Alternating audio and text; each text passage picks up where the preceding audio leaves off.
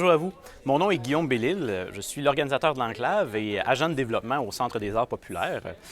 Aujourd'hui, on va vous présenter une conférence qui a été tenue au Centre des arts populaires le 22 octobre 2022 dans le cadre du projet qui s'appelle les Lettres de Whitehall, qui est un projet de théâtre de l'incarnation, d'improvisation, si on peut dire, qui va être tenu en 2023. Donc, c'est des conférences qui portent sur le contexte historique de l'époque qu'on appelle de la Régence anglaise, le contexte du projet, le contexte de jeu qu'il va y avoir, ainsi que un atelier sur les costumes de l'époque, les uniformes, les déguisements de l'époque. Donc voilà, merci à vous.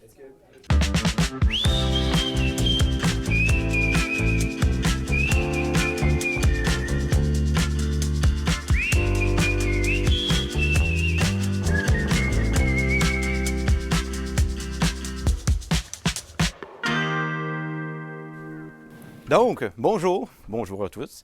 Bienvenue au premier atelier des Lettres de Whitehall. Donc aujourd'hui, nous allons tenir deux ateliers.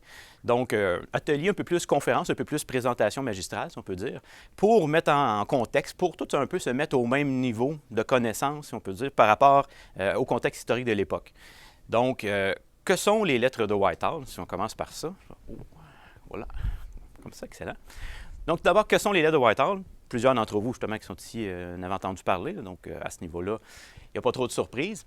Mais donc, les Lettres de Whitehall, c'est un projet qui est financé par le Conseil des arts et des lettres du Québec, donc le CALQ, de théâtre de l'incarnation, de grandeur nature, théâtre interactif, et ainsi de suite, qui va se dérouler donc dans la Régence britannique de l'époque de 1815. Donc, la Régence anglaise, on va expliquer après ça, c'est le contexte historique général, tout ça pour mieux comprendre. Mais donc, on va vraiment être situé en 1815. Et les personnages que vous allez incarner à l'intérieur de tout ça, si vous participez, bien évidemment, là, je prends pour acquis ça, mais ça sera à voir. Et donc, les personnages que vous allez participer, ça va être justement des personnages de la petite noblesse, on peut dire, donc de la landed gentry. C'est aujourd'hui que vous voyez mon accent, ça va être merveilleux. L'aristocratie terrienne. Donc, contexte un peu de mondanité, de luxe, de cours, de scandales, et ainsi de suite. Donc, un peu comme si on connaît dans la culture populaire, Jane Austen, donc Orgueil et préjugés, Emma, il y en a plein d'autres. L'autre, Sense and Sensibility, et ainsi de suite. Ou encore plus récemment, dans des séries comme justement Bridgerton, je pense que c'est pour ça que c'est revenu un peu à la mode dernièrement. Sauf qu'on s'entend que Bridgerton prend quelques libertés historiques. On va dire ça comme ça. Donc, l'événement va se dérouler dans ce contexte-là. Et la particularité de cet événement-là, comparativement justement à d'autres grandeurs nature, si on peut dire, c'est qu'on est vraiment axé sur un principe d'incarnation, de co-création puis de narrativisme. Donc, il n'y a pas de fiche de personnage, il n'y a pas de système de règles. Le but, c'est de créer une histoire qui est intéressante, un peu même à la manière d'un roman, avec un schéma narratif de roman. Donc, on veut que les personnages évoluent au cours des événements, qu'ils grandissent, qu'il y ait un arc narratif, puis qu'à la fin, ça fasse une espèce de boucle intéressante qui va avoir créé quelque chose de beau. Donc, on crée les événements pour que les personnages à l'intérieur évoluent. Souvent, c'est plus dans grandeur nature, c'est plus l'inverse qu'on va faire. Les personnages rentrent dedans puis essaient de s'adapter un peu aux événements. Mais là, on pense les choses à l'inverse. Donc, c'est là l'idée de co-création tous ensemble. C'est 3 événements au cours de l'année prochaine. On exclut ici les ateliers. Donc, les ateliers vont en avoir justement un aujourd'hui en octobre, un en décembre qui va porter sur les danses et l'acting. Donc, les danses de l'époque, ça va être un peu plus actif, disons. Et par la suite, les 3 événements l'année prochaine, donc, il va y en avoir un en janvier, qui va être le bal de Noël. Pas en janvier, en février, excusez-moi, première fin de semaine de février. Donc, le bal de Noël en février, mais ça, on fait ce qu'on peut. Par la suite, il va y en avoir un en juin, donc un événement champêtre, réception champêtre au jardin, et un dernier début septembre. Et entre ces événements-là, on va encourager les gens, c'est le désir, à correspondre, donc avec de véritables lettres, vraiment s'envoyer des lettres les uns les autres, par le biais justement de moi qui organise le tout. Donc, on ne donnera pas vos adresses personnelles à tout le monde, c'est pas ça l'idée. Mais donc, vraiment, par le système postal, on va s'envoyer des lettres au rythme du tout. Donc, on ne communique pas sur Facebook, on ne prépare pas les choses rapidement comme ça. Si on s'envoie des lettres, c'est long, puis c'est comme ça que ça marche. On va y aller au rythme du moment. Donc, le premier atelier d'aujourd'hui, c'est justement moi qui est là. D'abord, premier point d'information, je ne suis pas historien. J'ai étudié en philosophie.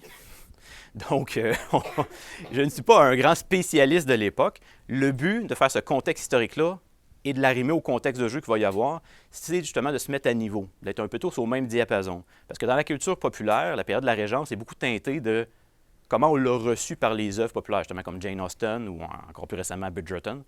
Donc, et ça, ces éléments-là, ces œuvres-là sont, disons, comment je pourrais dire ça, idéalisées, on va dire ça comme ça. Disons que dans Jane Austen, on ne parle pas du vagabond de Londres qui, lui et ses 14 enfants qui travaillent, mettons. C'est pas ça. On se demande plus si M. Darcy va nous épouser. Donc, nous, donc, on va garder quand même cet élément-là un peu romantique, idéalisé, mais on n'oubliera pas justement tout ce qui est derrière aussi la réalité de l'époque qui était probablement beaucoup plus difficile. Donc, on essaie de se mettre à niveau par rapport à quoi ça consistait. Donc, première grande question, qu'est-ce que la Régence anglaise? On commence large. Et d'ailleurs, on a juste 1 heure, fait que on s'entend qu'on coupe les coins ronds un peu, là. On y va dans les grands résumés. Donc, la Régence anglaise, il y a 2 manières de la concevoir. Il y a le sens strict au niveau des années, puis il y en a une plus large au niveau d'un changement civilisationnel de société qui s'est opéré. Au sens strict, la Régence anglaise, c'est à peu près 9 ans. C'est en Angleterre, donc de 1811 à 1820. Il y avait le roi George III, je vais y revenir après, qui souffrait d'une grave maladie dégénérative, qui, à un certain moment donné, en 1811, s'est retrouvé dans l'incapacité de régner. Et il était toujours en vie. Et donc, à l'époque, le roi règne jusqu'à temps qu'il décède. Donc, étant dans l'incapacité de régner, mais il s'est retrouvé à être pris en tutelle, pris en régence, par son fils, donc celui qui va devenir George IV. J'ai son nom ici. Je l'aurai un petit peu plus long. Il est compliqué, son nom. On va l'appeler George IV, pour la simplicité de la chose. C'est celui qui va le devenir. Donc, au sens purement strict, justement, c'est cette époque-là de régence. En 1820, George III décède, et à ce moment-là, on rentre vraiment dans le règne de George IV, et là, on pourrait dire que l'époque de la Régence est terminée. Par contre, au sens plus large, la Régence anglaise, c'est vraiment une époque de transition entre 2 sociétés. Donc, on peut même l'étendre un peu plus largement, justement, 1795-1837. Pourquoi? 1795, c'est le début, justement, des maladies, des troubles vraiment plus graves de George III, qui commence à dégénérer. On se demande qu'est-ce qui va arriver si jamais il ne peut plus régner. Donc, on commence à établir la future Régence. Et 1837, bien, c'est la fin de l'ère georgienne, donc c'est la fin justement des rois Georges, en quelque sorte. Et par la suite, qu'est-ce qui arrive en 1837? Bien, c'est la reine Victoria qui monte sur le trône.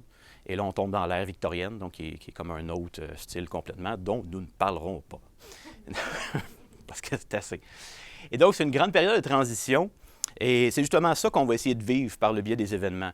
Donc, c'est une période qui fait passer les gens d'un moment où, justement, l'aristocratie, le conservatisme, la tradition, des éléments très, très importants, la noblesse, la haute noblesse et tout ça, à une époque, justement, avec l'ère victorienne, où, par exemple, le droit de vote va se répandre davantage, l'industrialisation. L'ère victorienne, c'est justement associé plus à l'urbanisation, les gens dans les villes, ainsi de suite. Donc, il y a comme une transition qui s'opère. La noblesse perd aussi un peu de son lustre, son prestige. Donc, ça s'est passé pendant la période de Régence anglaise, donc cette transition-là. Et c'est pour ça que c'est tellement important dans les œuvres de Jane Austen et Bridgerton, tout ça, la notion de scandale. C'est comme tout est scandaleux. Bien, c'est justement un scandale, ça arrive quand on a ses a priori et qu'on est surpris par une attitude de quelqu'un, un événement de quelqu'un d'autre. Donc, c'est ça. Si on est habitué, on est dans nos vieilles traditions, et là, soudainement, quelqu'un arrive, c'est comme, mon Dieu, il y a un banquier parmi nous, urk, scandale. Bon, pas grand-chose. C'est comme, mon Dieu, cette femme a donné la main sans gants à un homme, urk. C'est bon. Alors, voilà. Donc, c'est un peu ça qu'on va essayer de vivre, et justement, par les personnages qui vont être incarnés, c'est de vivre cette rupture-là. Donc, autant des personnages plus conservateurs qui se trouvent confrontés à des nouvelles réalités, que des gens qui sont vraiment dans l'optique des jeunes modernes, on peut dire, qui essaient d'apporter cette modernité-là. Donc, si on va un petit peu plus en profondeur, voilà. Donc, si on y va avec George III, justement, qu'est-ce qui caractérise George III qui était juste avant? Donc, George III, ici, si vous n'avez déjà entendu parler, bien, si vous connaissez l'époque, vous en avez entendu parler, mais souvent, on entend plus parler du point de la perspective américaine. George III, c'est le méchant pendant la guerre d'indépendance américaine. Celui qu'on représente comme le tyran là, en Angleterre là, qui va opprimer tout le monde, c'est lui. Mais bon, ça fait en sorte que notre perception de la chose est un peu, disons, biaisée. Mais le règne de George III était quand même assez long. Je ne sais plus si j'avais mes dates. Oui, c'est ça. Mort en 1820, 1860. C'est ça. Mais c'est un règne de stabilité. Et c'est un règne j'allais même dire, c'est un roi plate. Mettons qu'on le résume, là. Donc, Georges III, couronné en 1760, l'année suivante va marier, un merveilleux accent ici, Charlotte de Mecklembourg-Strelitz. Voilà. Donc, le duché de Mecklembourg-Strelitz en Allemagne, ce qui va devenir l'Allemagne plus tard. Donc, va épouser justement celle qui va devenir la reine Charlotte, finalement. Et ça va être un exemple de stabilité au sens d'un couple. Donc, il n'y a aucun témoignage, on ne peut pas parler dans les absolus, là, mais aucun témoignage qui rapporte que, par exemple, il y aurait eu du libertinage ou des bâtards ou des affaires comme ça, qu'il y aurait joué un petit peu partout. C'est vraiment un couple de stabilité. Ils étaient ensemble, ils ne faisaient pas d'histoire, pas de scandale, et même la reine Charlotte va avoir 15 enfants avec lui. Donc, elle a donné. Donc, et cette union-là va aussi rapprocher énormément de l'Angleterre de justement, qui va devenir l'Allemagne plus tard, donc justement ces duchés-là du grand empire germanique qui vont commencer à arriver. Donc, ça va avoir une importance assez importante, assez grande plutôt, pour les guerres napoléoniennes qui vont suivre, dont on va parler tantôt. Donc, un couple de stabilité, d'efficacité, 15 enfants. C'est un roi aussi très terre-à-terre. Georges III, même certains, c'est un peu ses détracteurs qui l'appelaient comme ça pour l'offenser un peu, mais on l'appelait Georges le fermier, parce que c'était un homme qui il voyageait presque pas. Quand il se promenait en Angleterre. Il aimait beaucoup aller dans le sud de l'Angleterre, à Weymouth. On va y aller avec Weymouth.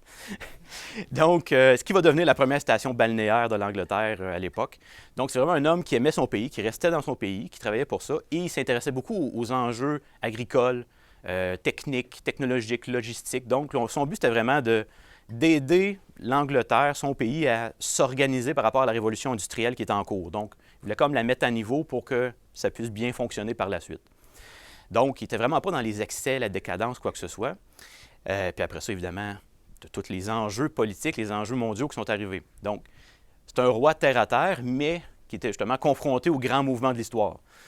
Donc, qu'est-ce qui arrive pendant le règne de Georges III, pendant ces plusieurs décennies-là? Bien, l'image que j'ai un peu, c'est un roi, pas simplet, pas au sens de simplet, qui n'est pas capable de comprendre les choses, mais plus qui veut des choses simples, veut s'occuper des choses très, très concrètes, mais qui se retrouve, par exemple, confronté, 1776, la guerre d'indépendance américaine.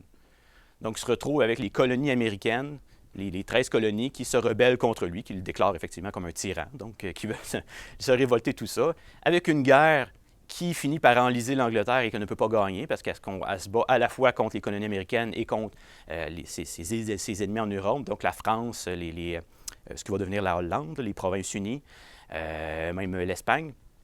Donc, il se retrouve confronté face à ça, et ça va mener pendant son règne à perdre les colonies américaines, ce qui est quand même un gros coup. En 1789, la Révolution française, ce qui va vraiment être très important pour la suite, pour la Régence britannique, la période de la Régence. La Révolution française, il faut se mettre un peu dans l'esprit des monarques de l'époque, ce qui est un peu dur, là, mais on va essayer. Donc, 1789, grands événements révolutionnaires en France. La monarchie, disons, passe pas loin de passer, justement. Il y en a plusieurs qui passent, mais par la suite, il y a des compromis qui se font, puis on réussit à comme établir un peu plus une espèce de monarchie constitutionnelle qui ne durera pas, là. Mais donc, face à ça, les autres monarchies du reste de l'Europe regardent ça et se disent « On est-tu les prochains? » Est-ce que ce mouvement révolutionnaire va se répandre dans nos pays et c'est notre tête qui va se faire couper sur la place publique? On n'est pas sûr. Donc, il va se créer une espèce de bloc sur le continent, mais aussi en Angleterre, ce qui va créer les coalitions. Il va y avoir 7 coalitions qui vont se former pour essayer de contrôler, réprimer l'esprit révolutionnaire en France, pour empêcher qu'il se répande ailleurs en Europe. Ce qui est un peu particulier, ce qui est assez drôle, c'est que dans l'espèce de constitution de base de la Révolution française, il est interdit, il n'est pas prévu que le peuple se relance en guerre offensive. On ne se lance pas en conquête, on est là pour libérer le peuple. Donc, ils ne veulent pas se lancer dans des grandes invasions qui vont tuer le peuple ailleurs. Sauf, il faut bien aller libérer le peuple ailleurs, des fois. Donc, ça peut justifier bien des choses. Alors, quand, justement, les premières coalitions vont se former pour essayer d'étouffer un peu cette révolution-là, bien, plusieurs parlementaires en France vont riposter en disant, mon Dieu, ben, il faut aller libérer le peuple là-bas, protéger notre propre révolution en faisant la guerre à l'extérieur. Et là, ça va mener tranquillement, pas vite. Ben, justement, au début, c'est des guerres contre les révolutionnaires. Par la suite, ça va mener aux guerres napoléoniennes. Et ça n'arrêtera plus pendant une vingtaine d'années. Ça va être incessant. Ça va vraiment marquer l'époque énormément. Donc, le règne de Georges III, si on résume, un homme terre à terre, confronté aux grands aléas de l'époque, aux grands mouvements de l'époque. Puis, on en arrive justement au prince régent, son fils, celui qui va devenir Georges IV. Et là, c'est là que c'est important de présenter les deux parce qu'on passe dans quelque chose d'autre complètement. Georges IV, de son petit nom, Georges Augustus Frédéric, on va l'appeler Georges IV, j'ai écrit l'extravagance faite prince. C'est dès ses 18 ans, disons, il ne s'entendait pas bien avec son père. C'était vraiment pas dans la même optique philosophique, disons, que le paternel, qui était davantage dans un mode de vie prosaïque, simple, et ainsi de suite. Donc, lui, il est davantage dans l'excès, l'exubérance, les mondanités, les grandes fêtes, justement, tout ce qu'on peut associer à cette notion-là. Donc, dès ses 18 ans, il va comme pas quitter la... qu'est-ce que ça veut dire pour des monarques quitter la maison? Hein? Il va aller habiter dans un autre palais, tout simplement. Et même à 21 ans, il va épouser en secret, sans la permission de son père, ce qui était à la fois une honte, mais aussi illégal en soi, étant donné son statut. Il va épouser une catholique, donc du nom de Maria Anne Fitzgerald. En tout cas, Maria. Voilà, c'est ça qui est écrit là. Donc, il va épouser une catholique en secret. Ce mariage-là sera, en tout cas, ça va être des rumeurs pendant longtemps, on ne sera jamais certain. L'as-tu vraiment épousé, l'a pas épousé? On ne veut pas trop ébruiter l'affaire parce que c'est un scandale, évidemment. À l'époque, justement, en Angleterre, c'est l'Église anglicane, donc, qui est au pouvoir. Les catholiques n'ont pas encore beaucoup de droits dont ils sont privés, donc ils ne sont pas acceptés. Et la grande peur, les guerres de religion sont plus tant là en Angleterre, mais il y a quand même la grande peur qu'un catholique monte sur le trône ou qu'il vienne usurper le trône. Du point de vue anglican, de l'époque, là, on s'entend, c'est plus nécessairement comme ça aujourd'hui, les catholiques servent avant tout le pape de Rome et non le roi d'Angleterre. Donc, s'ils se retrouvent dans une situation, ils doivent choisir, par exemple, entre trahir leur pays ou trahir le pape, leur âme, finalement, leur salut spirituel, bien, ils vont nécessairement trahir leur pays. Alors, c'est comme toujours un peu, on n'est pas sûr, c'est des dangereux, ceux-là. Ça va être un homme extrêmement dépensier, il va avoir énormément de dettes, et ça va être sa faiblesse aussi, en quelque sorte. Parce que jusque-là, on pourrait se dire, oh, mon Dieu, c'est un prince, un rogue, il fait ce qu'il veut, à sa manière.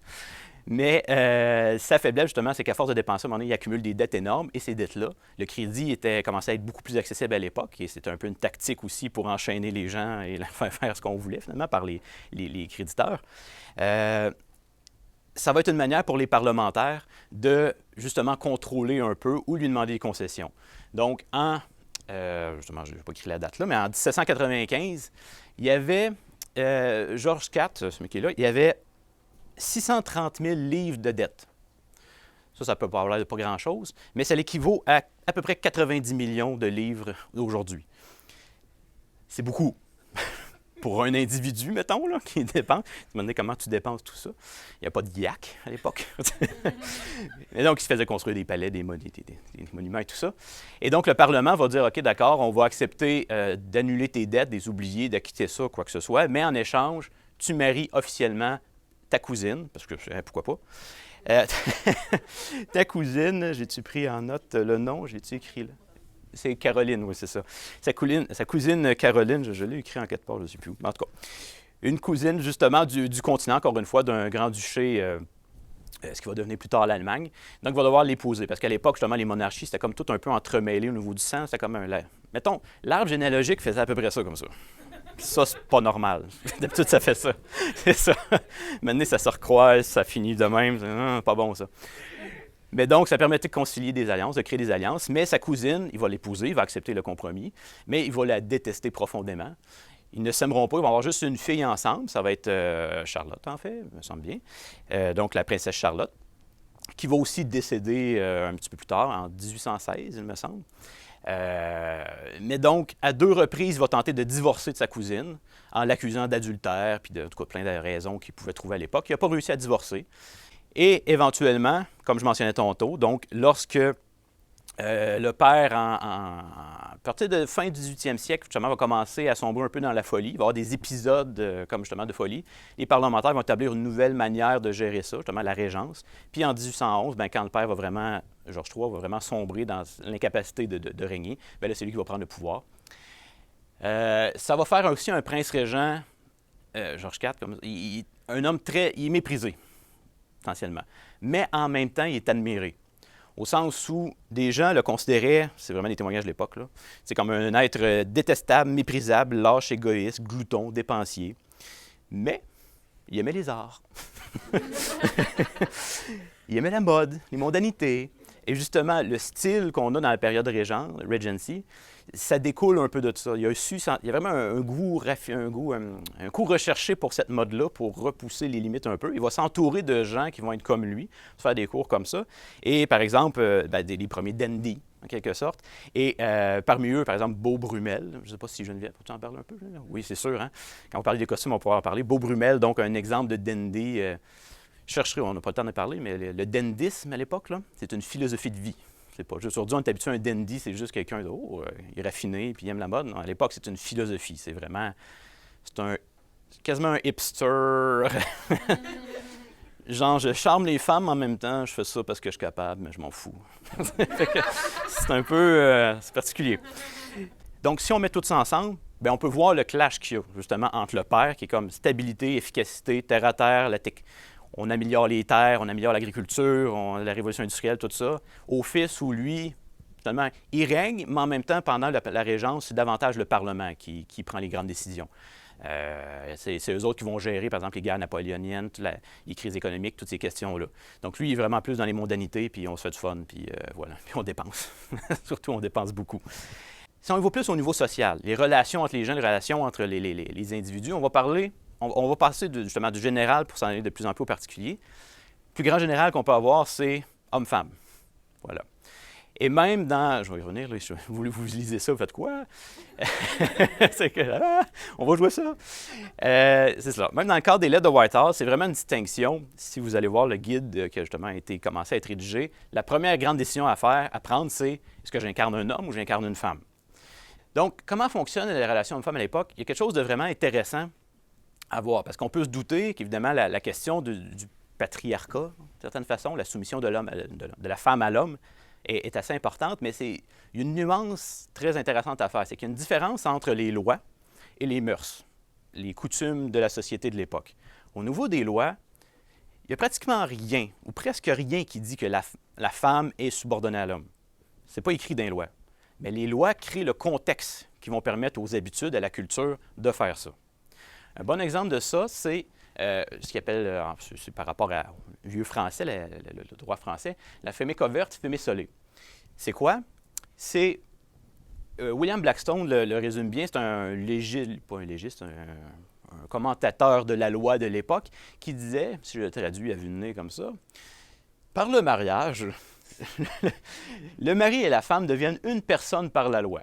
Ce qui veut dire que l'existence même de la femme dans le mariage est suspendue justement pendant le mariage, ou du moins incorporée ou consolidée dans celle du mari. Sous son aile, sous sa protection, sous sa couverture, elle fait toute chose. Et à ce moment-là, est appelée justement fumée coverte. Couverture justement de la femme, elle est comme couverte par la situation. Ce qui veut dire que du moment qu'une femme entre dans les liens du mariage, le couple est considéré comme une entité légale. On ne peut pas avoir deux individus qui vont... Mettons qu'on prend l'exemple simple du compte en banque. C'est un exemple assez concret. Si tu n'as pas de compte en banque, disons à l'époque, même encore aujourd'hui, tu vas peut-être avoir de la misère, tu ne pourras pas t'acheter de terre, tu ne pourras pas tu pourras pas investir, et ainsi de suite. Donc, au niveau du mariage, il y a un compte en banque pour le couple. Il ne peut pas en avoir deux. Parce que c'est vraiment considéré comme une unité, une entité unique. Et nécessairement, bien, les mœurs de l'époque vont faire que ça ne sera sûrement pas l'homme qui va disparaître et fusionner dans la femme, disons. Ça serait un scandale, encore une fois. Voilà. Donc, ça va être la femme qui va un peu se perdre là-dedans, qui va disparaître là-dedans. Et donc, d'un côté, elle est protégée par la richesse, par les droits, les privilèges de son mari, mais d'un autre côté, elle est plus libre de faire ce qu'elle veut. Si on pense à avant le mariage, à l'époque, en Angleterre du moins, l'âge du consentement du 75, c'était de 12 ans chez la femme et de 14 ans chez l'homme. Mais, ça ne veut pas dire qu'une fille de 12 ans pouvait arriver et « Ah, je vais me marier avec mon ami. » Il fallait quand même avoir le consentement des parents. Et par le consentement des parents, ben, c'est un couple, donc c'est le consentement du père. Donc, avant son mariage, très souvent, avant l'âge de la majorité qui était fixé à 21 ans, bien, elle avait besoin du consentement du père pour se marier, pour faire tout ce qu'elle voulait. Puis après ça, bien, vers justement 21 ans, mi-vingtaine, bien, à ce moment-là, elle se mariait. Puis là, elle tombait sous la tutelle du mari. Donc, c'est pour ça, en ce sens-là, que très souvent, ils étaient subordonnés et ils perdaient un peu leur identité au niveau légal. D'ailleurs, un fait intéressant, au-dessus, en Écosse, il n'y a pas les mêmes lois. Ce qui fait en sorte qu'il y a vraiment des villages frontaliers entre l'Écosse et l'Angleterre où il y avait des jeunes en dessous de 21 ans qui n'étaient pas capables d'avoir le consentement des parents, qui fuyaient ensemble, puis allaient se marier en Écosse, où il n'y avait pas d'âge minimum, ou qui était beaucoup plus bas, pour s'épouser. Puis après ça, ils revenaient, ils étaient mariés, puis ils ne pouvaient pas rien faire parce qu'ils étaient mariés selon la foi, selon la religion. Parce qu'il n'y avait pas les mêmes lois politiques, alors ça se faisait. Ça faisait scandale. Et il faut faire attention aussi à ce niveau-là, parce que ça, c'est un grand risque, parce qu'on est aussi pas très loin d'être déshérité. Donc, tu sais, oui, tu peux faire ce que tu veux, mais après ça, le père aussi, il peut dire « Ah, tiens, je vais te rayer, t'as plus de... Non, t'en as plus. » Alors, il y a un risque là à prendre.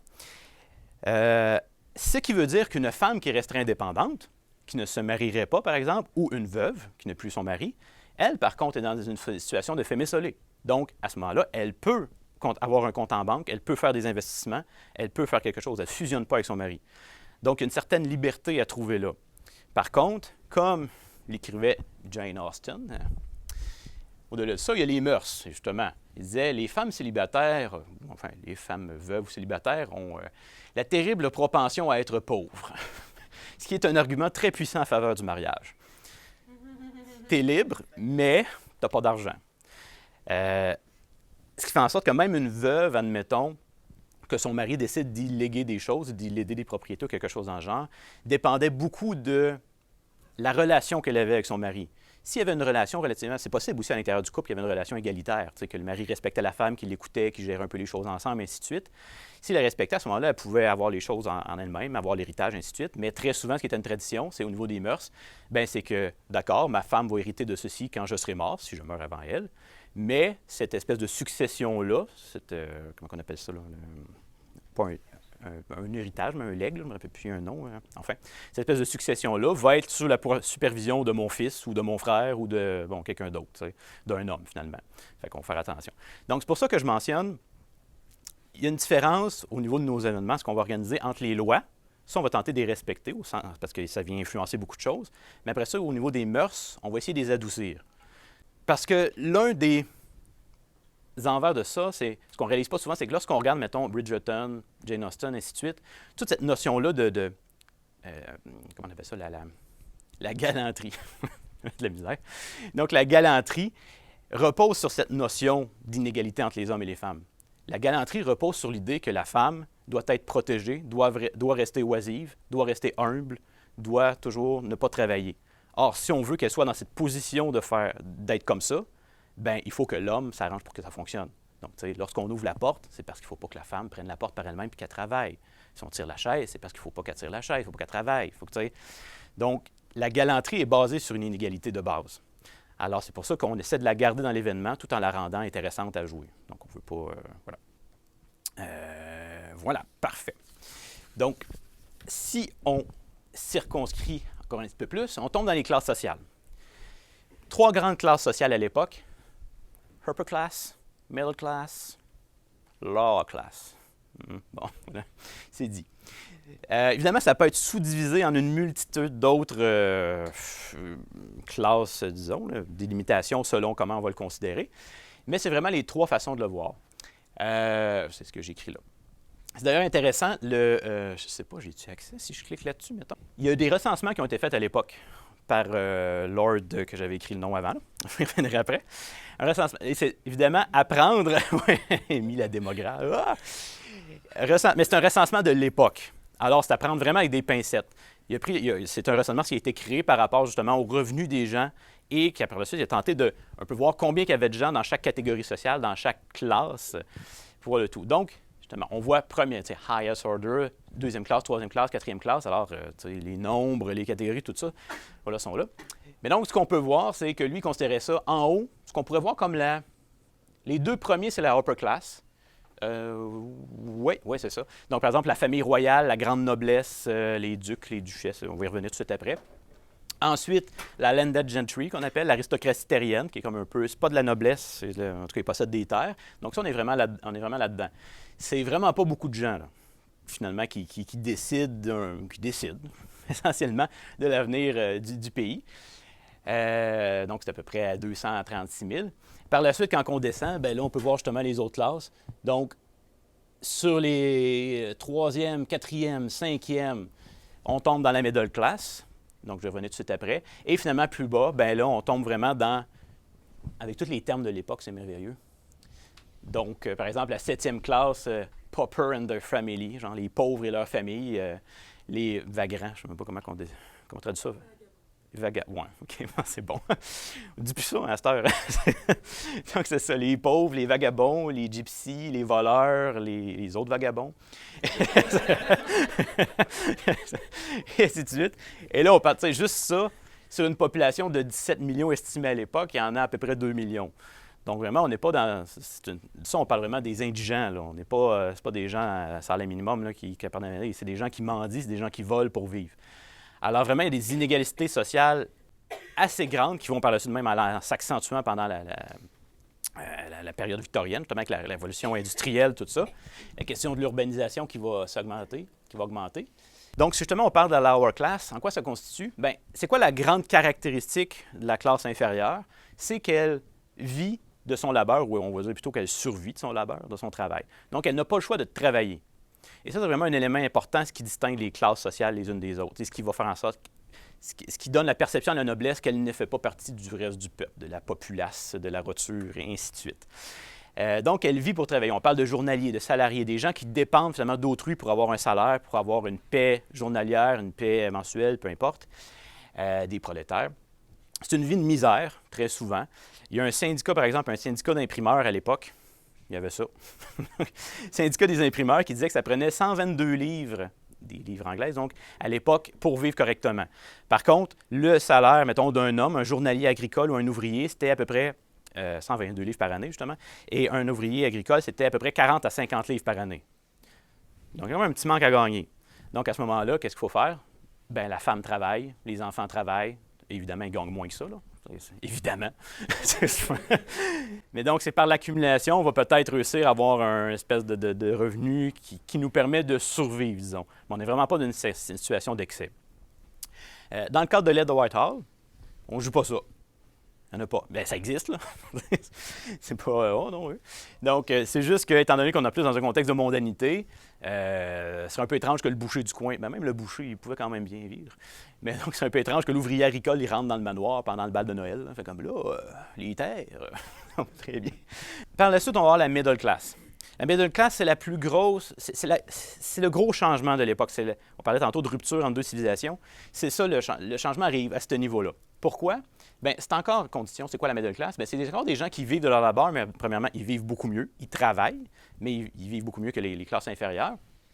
Mais ça va être, par exemple, des bourgeois, des professions libérales, mettons des avocats, si on le dit comme ça, des physiciens, des médecins, des chirurgiens, des entrepreneurs, des banquiers, des marchands, peu importe quoi. Tout ce qu'on peut considérer justement comme libéral, cette classe bourgeoise-là qui est en ascension. Et c'est c'est vraiment ça qui est particulier parce que cette classe-là, avec les changements politiques, les changements sociaux qui s'opèrent, va gagner énormément en pouvoir, énormément en argent. L'Empire s'étend, et en s'étendant partout dans le monde, bien, ils ont besoin de gens pour s'occuper de tout ça. Ça fait en sorte que des gens peuvent aller investir dans les colonies, investir à l'extérieur. La révolution industrielle, bien, il y a des usines qui se construisent, donc il faut des propriétaires d'usines. Il y a des banquiers qui font de l'argent avec le crédit. Tu sais, quand que le prince a 88 millions de dettes, quelqu'un qui l'a prêté, cet argent-là. Donc, ces gens-là gagnent en pouvoir et à un moment donné, il y a une espèce de une confusion qui finit par se créer entre c'est quoi la différence entre la upper class, la noblesse, puis eux. Parce que eux, finalement, c'est eux qui ont l'argent, ou qui ont beaucoup de l'argent. Puis dans la upper class, la noblesse, il y a des nobles qui sont pauvres. Donc, qu'est-ce qui fait en sorte que, par exemple, un baron qui a pratiquement plus de terre, qui est rendu, il vit quasiment de la charité, va être supérieur à un banquier qui est riche comme un duc? Et donc, à ce moment-là, on se retrouve dans une situation où la noblesse elle-même n'a plus le choix de faire affaire avec ces gens-là qui méprisent pour la plupart, parce que c'est pas de la noblesse, là, c'est comme ils travaillent, Burke. Et voilà, faire ça. Je ne sais pas si l'exemple que j'ai en tête toujours, c'est, vous avez sûrement vu à l'époque Titanic, ou même récemment, qui sait, ça passe toujours. Donc, Titanic, il y a comme la madame, la nouvelle riche là, sur le bateau. Tu as comme tous les riches qui sont ensemble, puis là, la nouvelle riche qui est un peu, ça n'a pas trop de manières, puis tout ça, puis elle arrive là-dedans, puis elle est comme, moi, je veux mon argent, puis mets de l'argent, puis pas tous les acheter ici. Fait que c'est un peu cette perception-là, justement, que la upper class va avoir d'eux, mais d'un autre côté, ils n'ont pas le choix d'avoir. Ils ont besoin de leur financement, ils ont besoin de leur argent, ils ont besoin de ces autres qui gèrent. Fait que une confusion qui se crée, et ça, qu'est-ce que ça fait? Bien, ça fait des scandales. Et là, on tombe dans la upper class. Et donc, ça, on pourra justement avoir des personnages là-dedans, dans la middle class supérieure. Et la upper class, bien, c'est quoi la caractéristique principale? Bien, c'est des gens qui sont capables de vivre ou de survivre grâce aux rentes et retours investissements. Ils ne travaillent pas. Ils ne dépendent pas de quelqu'un pour vivre au jour le jour. En même temps, c'est ironique un peu, parce que s'ils vivent de rentes, s'il y a quelqu'un qui paye ces rentes-là, ils dépendent quand même de leurs dépendants. Mais bon. Donc, ils ne travaillent pas des travaux jugés indignes. Et c'est là qu'il y a comme des nuances qui se font. Par exemple, mettons, tantôt on parlait, mettons, des artistes féminines. Une femme va pouvoir, mettons, écrire des livres. Une femme peut peindre, peut faire plein de choses comme ça. Mais il y a une différence entre écrire pour faire de l'art, pour faire quelque chose de beau, comme loisir, et par la suite dire, mon Dieu, je vais publier, puis je vais aller vendre mes choses. Puis là, oh, là, ça commence à ressembler du travail, ton affaire. Et tu ne travailles pas. Il ne faut pas. Ça, justement, ça va être correct, on ne le fera pas. Mais donc, on est là-dedans. Et dans la upper class, il y a deux grandes catégories. Et c'est vraiment ça il faut prendre le temps de le comprendre, parce que ça sort de nos schémas habituels de quand on pense au Moyen Âge, à la noblesse, tout ça. Il y a la noblesse anglaise qui s'appelle le système de peerage, les peers. Voilà, les pairs. Bon. Les pairs, c'est quoi? C'est la noblesse. Vraiment, c'est celle qu'on va appeler noble. Il y a 5 types de peers qui sont, on va dire masculin, donc, duc-duchesse, marquis, je dis en anglais, marchioness. Donc, marquis-marquise, comte-comtesse, vicomte-vicomtesse et baron-baronne. Donc, c'est vraiment les 5 grands titres de noblesse qu'il y a. Sauf que ce qui est particulier en Angleterre, c'est que ces titres-là ne sont pas nécessairement associés à une terre. Évidemment, historiquement, je veux dire, une famille de ducs, surtout les ducs, souvent ça va être même de la famille royale à qui on va donner des titres de duc et tout ça. Historiquement, ils vont se transmettre des terres pour garder leur pouvoir, garder leur rente, tout ça. Mais c'est pas impossible qu'une famille de barons, à un moment donné, ayant des problèmes financiers, a dû liquider ses terres, par exemple, en 1750. Et là, on se retrouve avec un baron, par exemple, qui n'a pratiquement plus de terre, qui n'a pratiquement plus rien, mais qui a encore le titre. Et que tout le monde regarde en faisant « Ouh, c'est monsieur le baron. C'est sûr. » C'est Lord, en fait. Donc, il y a un peu un clash qui se fait. Souvent, on est habitué dans le Moyen Âge que le titre est associé à la terre. Donc, si tu possèdes ce bout de terre-là, tu es le baron de ça, puis tu es le duc de ça. Mais là, on n'est pas là-dedans. C'est des titres de noblesse qui sont un peu, on va dire, éthérés. Ils viennent avec des privilèges, ils viennent avec du respect. Il y a une proximité avec la famille royale, avec la royauté, ça se joue tout ça, mais voilà, c'est pas nécessairement associé à quelque chose. Tandis qu'inversement, on va avoir l'aristocratie terrienne, la landed gentry, qui, elle, possède des terres. Donc ça va être d'autres titres de noblesse en dessous de la noblesse des peers. Donc, ça va être, par exemple, baronnet, chevalier, les knights, c'est de la noblesse terrienne. Esquire, il y a beaucoup d'esquire, ça revient souvent, qui est un écuyer en français, finalement. Et gentleman. Gentleman qui ne vient pas nécessairement avec des terres, mais c'est comme un titre qui s'est rajouté à ce moment-là, que genre... Il y a beaucoup de gens qui commencent à se faire appeler gentleman sans qu'ils aient de terre, puis en tout cas, ça devient... Voilà. Mais donc, cette landed gentry-là, bien, ce qu'on voit en fait, mettons qu'on pense à Jane Austen, dans Orgueil et Préjugés, c'est ça. C'est de la landed gentry pour la plupart. Et la landed gentry, ce qui est particulier, comme je disais tantôt, bien, autant qu'ils peuvent en avoir qui possèdent des terres incroyables, mettons, justement, dans Jane Austen, c'est M. Darcy. Là. Il est bien riche, lui, là, c'est lui, hein, ouais. Qui possède Netherfield, je pense. Je ne me trompe pas. Non? En tout cas, Pemberley. Monsieur Darcy, il a bien de l'argent. Donc, il y a ça comme ça. Mais c'est pas impossible non plus que d'un côté, tu as d'autres nobles terriens que leur terre est tellement pas grande ou rentable, c'est très possible aussi qu'il y ait des problèmes au niveau de la rentabilité de la terre, qui se retrouvent dans des situations où ils doivent vivre la charité des autres nobles autour d'eux. Et donc, à ce moment-là, ça se ferait discrètement, évidemment. Par exemple, il se réveille un matin, oh, il y a un panier de fruits. Merci. Personne n'en parle, personne ne dit, mais tu sais, c'est parce qu'ils ne sont pas supposés travailler, mais ils n'ont pas d'argent. Ce qui fait en sorte que cette rente-là va déterminer aussi les conditions de vie du tout. Fait autant on va pouvoir avoir des baronnets, mettons, ou des chevaliers, des esquires, qui vont se ramasser avec, par exemple, une cour, pas une cour, mais une équipe de domestiques avec un cuisinier, un palefrenier, en tout cas, toutes ces affaires-là, une grosse équipe parce qu'il y a une rente de 10 000 livres par année. Autant tu en as un autre qui a juste réussi à avoir une espèce de petite servante qui vient de commencer à travailler, qui a comme 17 ans et qui ne sait pas trop ce qu'il fait, là. Donc, elle a juste ça, c'est quand on prend soin. Donc, c'est vraiment très, très variable, disons. La moyenne, justement, à l'époque de la rente de la Legendary, si je ne me trompe pas, c'était justement 10 000 livres par année. Mais ça veut dire qu'il y avait des ducs là-dedans, puis il y avait des gens plus élevés comme ça qui gagnaient jusqu'à 100 000, 500 000. Donc, il y en avait des gens qui étaient extrêmement pauvres. Mais dans tous les cas, ce qui les caractérise, c'est qu'ils ne travaillent pas et qu'ils vivent des rentes. Et toute la noblesse vient de là. Donc, il faut faire la différence entre les deux. Alors, justement, dans le cas de Whitehall, si j'y reviens encore, on va surtout être dans l'aristocratie terrienne, dans la middle class supérieure. Et pour la noblesse anglaise, bien, la noblesse, les peers, ça, il faudra s'entendre. Parce que c'est vraiment particulier. On ne veut pas qu'il y ait genre 38 comtesses et ça. Normalement, quand une comtesse se présente, c'est gros. C'est important, il faut la respecter parce qu'elle a des contacts, c'est des choses. En tout cas, c'est des choses, oui. Mettons, on pense que c'est des choses. Voilà. Donc, au niveau des classes sociales, c'est un peu ça. Dernier petit élément, justement, parler de l'Empire à l'époque, du contexte historique, contexte géopolitique. Quelques éléments importants. Tout d'abord, l'Angleterre, la période de la Régence britannique, c'est l'expansion de l'Empire britannique. Comment ça se caractérise?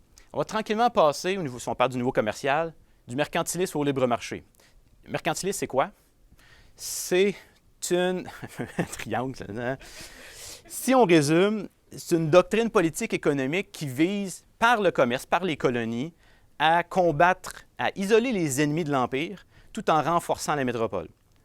Par exemple, on donne des trucs vraiment concrets, en Angleterre à l'époque, il était interdit pour les marchands français, admettons, c'est surtout quand ils sont en guerre, là, c'est encore plus évident, mais donc il était interdit pour les navigateurs étrangers d'aller faire commerce à Londres. C'était juste interdit parce que ça venait justement renforcer les ennemis potentiels au détriment de l'Angleterre. Ou encore dans les colonies, il était interdit de transformer les ressources, les matériaux bruts. Donc, par exemple, mettons, au Canada, on pouvait couper des arbres, envoyer des rondins, mais on n'a pas le droit, mettons, de les transformer en meubles, de les transformer en mâts, de les transformer en bateaux, en marchandises. Il fallait que ça s'en aille en Angleterre, puis c'est là-bas que ça se faisait. Ce qui faisait en sorte qu'on ramassait le plus-value de la productivité, bien, se faisait en Angleterre, tandis qu'ici, bien, on se retrouvait juste à envoyer, à shipper nos ressources là-bas. Et c'est ce qui, d'ailleurs, finit par créer des révolutions. Donc, le monde n'aime pas trop ça. Ou, par exemple, les usines de textiles, on envoie le coton là-bas, et puis ainsi de suite. Donc, on passe de cette politique-là à une politique de libre marché, où finalement, on dit, bien là, il faut lâcher un peu ça. C'est pas rentable pour l'Empire. Ça serait bien plus rentable si les gens pouvaient comme commercer comme ils veulent, puis en attirer. J'ai l'impression de... On est encore là-dedans. Donc, en faisant ce qu'ils veulent, bien, ça va permettre justement d'attirer des capitaux. En attirant des capitaux, bien, on va s'enrichir comme ça. Donc, on sépare un peu l'économie de la politique. Et ça va sonner aussi à l'époque le début de la fin pour ce qu'on appelait au moment la Compagnie des Indes orientales. Ça, dans les films, c'est les méchants. Habituellement, là, Compagnie des Indes orientales, c'était une entreprise anglaise mais qui faisait du commerce partout dans le monde, mais qui avait littéralement sa propre armée. Elle avait une flotte, elle avait une armée, elle a mené des guerres en Inde par elle-même. Il y a eu la guerre indo-marathe, justement, contre les peuples indiens. Donc, c'était vraiment un gros mess, c'était dans une optique mercantile. Et du moment qu'on va comme rentrer dans le libre marché avec Adam Smith, commence avec ces philosophies-là, bien là, ils vont commencer à perdre du pouvoir et on rentre dans une autre dynamique. Et ça l'explique aussi pourquoi il commence à avoir de plus en plus, comme je mentionnais, la middle class qui monte, qui est en ascension. Bien, c'est des gens qui ont des opportunités de faire de l'argent. Donc, ils peuvent arriver là-dedans. Très important aussi, qui dit empire dit colonie. Donc, l'Empire britannique, c'est ses colonies. En 1815, en 1815, c'est ça les colonies anglaises dans le monde. Ça n'a pas l'air de grand-chose, mais c'est des colonies stratégiques. L'objectif, c'est d'avoir des pieds à terre un petit peu partout dans le monde. Et ils sont effectivement partout dans le monde. Donc, le Canada, qui est sa plus grosse colonie, ont perdu les États-Unis juste en dessous. L'Inde, qui est très grande, très importante. Et donc, on essaie d'être placé un petit peu partout dans le monde pour vraiment pouvoir commercer. Dans le cadre qui va nous intéresser, si jamais participez au LED de Whitehall, puis vous voulez jouer ce jeu-là de colonie, voir qu'est-ce qui se passe là-bas, le but, c'est d'humaniser les colonies. Parce que du point de vue d'un Anglais qui reste en Angleterre et qui n'a pas trop de contact avec eux autres, disons, c'est comme, les colonies, mais on va vouloir les humaniser, il y a des enjeux très réels. Et on va beaucoup se concentrer sur la colonie en bas, là-bas, le début de l'Australie, la Nouvelle-Galles du Sud. Donc, ça s'appelait comme ça à l'époque, qui était une colonie pénitentiaire. Donc, c'était quelque chose qui existait à ce moment-là. Pendant plusieurs décennies avant la Révolution américaine, l'Angleterre envoyait beaucoup de prisonniers aux États-Unis. Finalement, ils envoyaient ça dans leur colonie américaine pour qu'ils travaillent, pour que, finalement, c'est ça, travailler, puis vous avez fini par gagner votre liberté potentiellement, puis en même temps, on se débarrasse d'eux autres. Après l'indépendance, bien évidemment, ils ne peuvent plus continuer à leur envoyer de criminels. Donc, ils vont développer justement la Nouvelle-Galles du Sud, qui va devenir une colonie pénitentiaire. Et essentiellement, le principe d'une colonie pénitentiaire, c'est on t'envoie là-bas, tu vas travailler pendant, c'est une prison à ciel ouvert, un camp de travail à ciel ouvert, en quelque sorte. Tu vas travailler pendant 10, 20 ans, puis à ce moment-là, tu vas devenir un homme libre et tu vas pouvoir avoir ta terre à toi, ton petit bout de terre. Les criminels qu'on envoie là-bas, c'est pas des meurtriers. C'est genre, ils appellent ça des petty crimes. Des petty crimes, c'est quoi? C'est du vol, c'est toutes des petites affaires. Finalement, tu sais, les vagabonds et les vagabondes de tantôt, là, ils font des crimes. Bien, c'est ça, on va les envoyer là-bas. Ça fait la job. Et donc, c'est une manière un peu de ne pas trop se questionner sur les problèmes socio-économiques. On va juste... s'il n'y a plus de pauvres, il n'y a plus de pauvreté. Avec la question. Voilà, tout est simple comme ça. Mais donc, c'est ça. Alors, on va plus se concentrer là-dessus. Donc, développement des colonies comme ça, l'Empire se développe, mais vraiment, ça va aussi au cours du 19e siècle, ça va aller beaucoup plus loin, mais là, on n'ira pas jusque-là. Et dernier élément, ce qui est vraiment très important de l'époque, c'est que l'Angleterre, pendant la période de la Régence, fin du 18e siècle, ça devient une nation guerrière, littéralement. Tombe, évidemment, ça vient avec la notion d'empire, il faut qu'elle protège ses colonies, il faut qu'elle protège ses intérêts un petit peu partout. Et aussi avec les guerres napoléoniennes, bien, elle développe une armée. Par exemple, je l'ai-tu écrit? Oui, c'est ça. Donc, en l'espace d'à peu près en 1793, c'est ça. En l'espace de 20 ans, l'armée est passée de 40 000 à 250 000 hommes. Ils ont construit une flotte, la marine britannique qui est partout dans le monde, qui domine les mers absolument partout. Donc, vraiment, ils se sont militarisés et ça a aussi un impact au niveau social. Le statut d'un officier de l'armée, c'est quelque chose. C'est pas juste check le soldat là-bas. Bien, un soldat, c'est sûr que c'est un soldat, là. C'est un petit soldat, mais mettons un officier, un major, un colonel, des choses comme ça dénote un certain titre et c'est respecté. Ça vient avec l'honneur aussi de combattre pour le pays. Et très souvent, ces gens-là, ces officiers supérieurs-là, ça va être de la noblesse, de la gentry ou encore même de la bourgeoisie, qui peuvent s'acheter des commissions pour avoir des titres. Donc, il y a l'armée de terre, il y a l'armée, la marine, c'est des règles différentes, mais bon, c'est quelque chose de très respecté. Et donc, ce qui marque beaucoup l'époque, bien, c'est que l'Angleterre, finalement, est toujours en guerre contre quelqu'un. Et ce qui va le caractériser beaucoup, c'est les 7 coalitions. Je mentionnais tantôt les guerres napoléoniennes, bien, c'est ça. Donc, au début, les premières coalitions, ça va être contre la France révolutionnaire pour essayer de l'écraser, la réprimer et empêcher que les rebelles viennent nous couper la tête. Donc, ça va commencer comme ça. Mais par la suite, à partir de la troisième, bien là, on tombe vraiment dans les guerres napoléoniennes avec Napoléon Ier, l'empereur. Et ça va se développer. Nous, dans le cadre, ce qui est vraiment intéressant, pourquoi est-ce qu'on fait l'événement en 1815? C'est qu'en 1815, c'est la 7e coalition, c'est la dernière. Là, je vais vous spoiler. Spoil de 200 ans. La 7e, c'est qu'à la fin de la 6e, Napoléon a perdu la guerre, se trouve emprisonné, comme un empereur peut être emprisonné, sur l'île d'Elba, donc dans la Méditerranée. Et en 1815, à peu près, je pense que c'est en mars environ, il parvient à s'échapper de l'île d'Elba. Il retourne en France. En France, parvient à lever ses partisans, ses loyalistes, et repart en guerre. Et c'est à ce moment-là, à la fin de cette guerre-là, qu'il va avoir Waterloo, qui va vraiment sonner la fin des guerres napoléoniennes. Donc, l'expression, frapper son Waterloo, ça va se passer là. Alors, ce qui est vraiment intéressant, c'est justement dans nos événements, c'est on va suivre ça. Le premier événement, le bal de Noël, Napoléon n'est pas encore échappé, tout va bien. C'est Noël. En juin, Napoléon est échappé, les guerres s'en viennent, il faut aller se battre sur le continent, donc là, une petite tension. Puis, dernier événement, le thème, c'est le bal de la victoire. Je me demande ce qui va arriver. On a gagné la guerre, on célèbre. Voilà. Donc, vraiment, il va y avoir tous ces combats-là qui vont se faire sur le continent au niveau des guerres napoléoniennes. Mais aussi, il va y avoir d'autres guerres. Les personnages, on joue en 1815, mais ils n'ont pas apparu en 1815. Ils étaient là peut-être depuis 30 ans, donc ils ont vécu d'autres guerres. Donc, par exemple, peut-être vu ça dans les cours d'histoire ici, la guerre de 1812 entre les États-Unis et l'Angleterre. espèce de querelle commerciale qui a fait en sorte qu'éventuellement, même les Américains ont essayé d'envahir le Québec, le Canada, pour libérer les provinces et les colonies anglaises. Donc, vraiment des batailles justement contre les États-Unis. Ou même en Inde, comme je mentionnais tantôt, entre la Compagnie des Indes orientales puis les Indiens. Donc, l'Inde, les Anglo-Marathes, les Anglo-Marathes. Donc, vraiment, on est toujours en guerre. La flotte est très importante. Et c'est quelque chose de majeur dans la société de l'époque. Voilà. Donc, c'est un peu le contexte général que je voulais faire. Si, on va prendre encore 5 minutes. Si on se situe, nous, par rapport à ça, à l'intérieur du tout, comment est-ce qu'on va créer l'univers de jeu? Je proposais, dans le cadre du projet, qu'on crée un comté. Pourquoi? Tout simplement parce que si on prenait un comté existant, bien là, on efface nécessairement des personnages historiques qui ont existé. Les lettres de Whitehall se passent vraiment dans l'Angleterre de 1815. On respecte l'histoire, on respecte les événements. Mais on crée un comté fictif qui s'appelle Grantshire. Ouais. Il y a une raison. Mais c'est ça. Là, il y a une histoire derrière ça que justement on avait créé. Donc, oui, c'est ça. Grantshire, c'était en fait... Ce que j'avais mis, c'est que c'était un peu un pied de nez qui avait été fait. Les comtés étaient créés vraiment il y a ça très, très longtemps, à l'époque médiévale. Même ça peut remonter jusqu'à Guillaume le Conquérant. Suite, donc ça remonte vraiment à loin. Et Grantshire est un peu un pied de nez qui avait été fait au seigneur de l'époque, qui est arrivé là-bas, puis qui a fait « Mon Dieu, mais c'est des marais ici, c'est donc bien grandiose.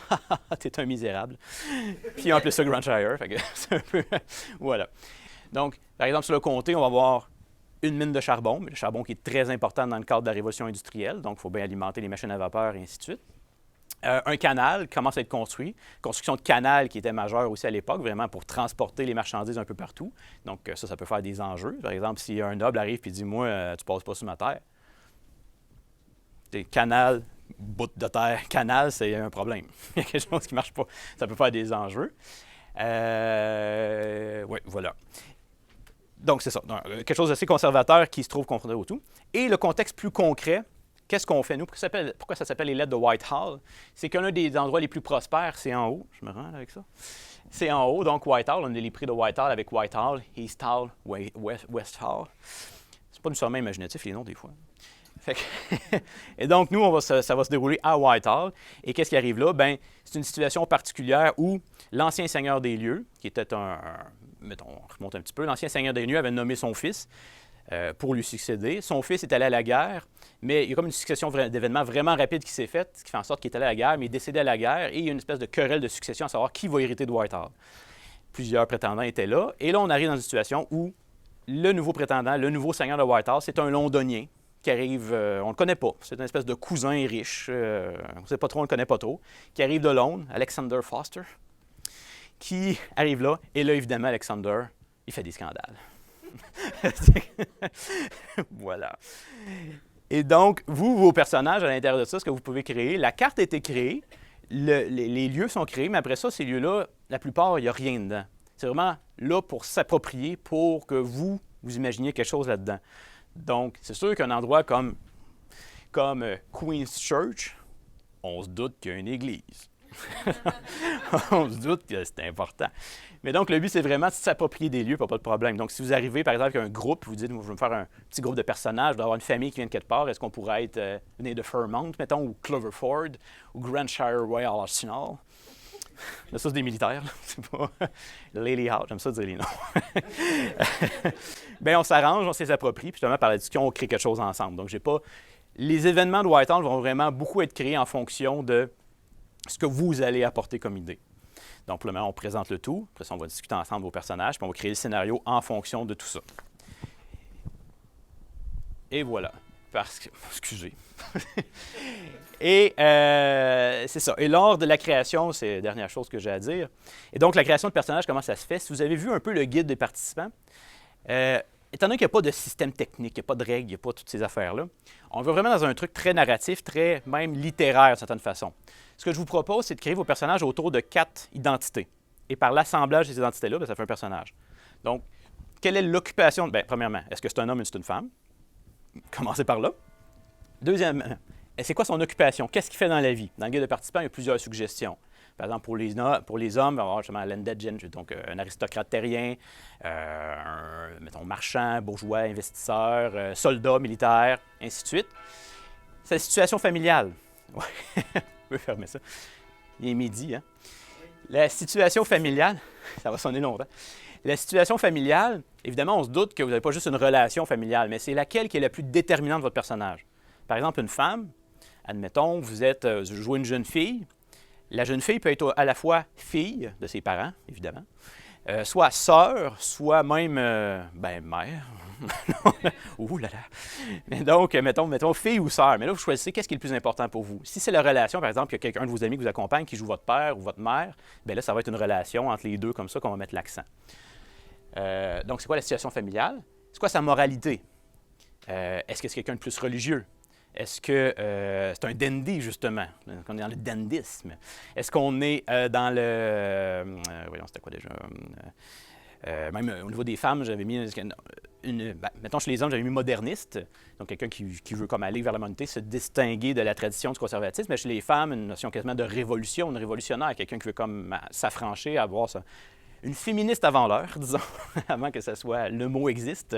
Donc, la moralité du personnage qui va déterminer son action dans le monde.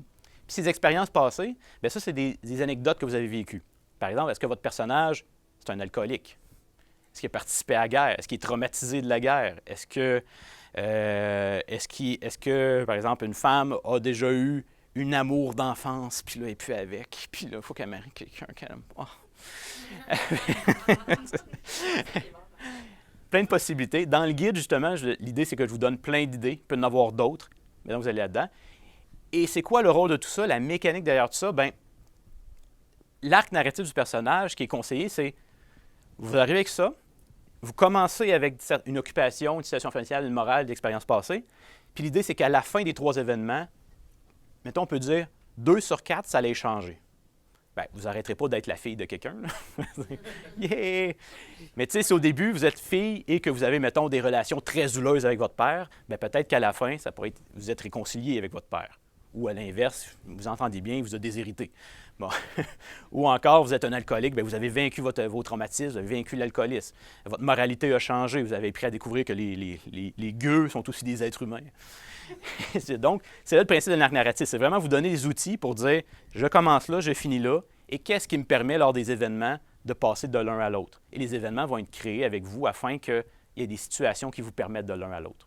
Donc, plutôt que juste vous garrocher plein de choses, bien, on va vraiment travailler avec vous pour que, si par exemple, à un moment donné, il y a une partie de cartes, je ne sais pas, mais que mettons une séance de poésie, ça va être plus facile demain, une séance de poésie, mais que pendant la séance de poésie, paf, un événement marquant, puis là, c'est comme, mon Dieu, je découvre que telle personne, mon père m'admire finalement, puis là, ça change ma relation, puis bon.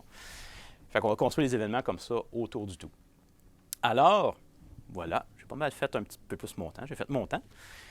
Donc, c'est à peu près le contexte que je voulais faire, un contexte général, je ne voulais pas rentrer dans les grands détails. Dans le guide, il y a un petit peu plus de détails, mais l'idée, c'est qu'à partir de là, vous, ça vous intéresse, bien, vous prenez ce qui vous intéresse là-dedans. Si vous jouez un militaire, par exemple, ou quelqu'un de la marine, bien, vous creusez. Allez voir ce qui se fait. Dans le guide, il y a des informations supplémentaires, mais allez plus loin, ça. Whitehall, ce n'est pas une reconstitution historique. On veut créer quelque chose qui va... comment je peux dire? Qui donne l'impression. C'est du théâtre. Donc, on fait semblant de. Et justement, Geneviève, quand on va présenter des costumes, le but, c'est pas de faire des reconstitutions parfaites des costumes, d'arriver, l'épaulette n'était pas 8 cm. Non, on ne va pas là-dedans. C'est quand on te regarde, est-ce qu'on y croit? Oui, parfait. C'est ça qu'on veut. Et c'est la même affaire au niveau historique. On n'ira pas en disant, non, t'as peu. Charlotte, là, elle aimait les flancs et non le jello. Mais non, regarde. Le jello, premièrement, dites pas de jello. Ça n'existe pas. Voilà.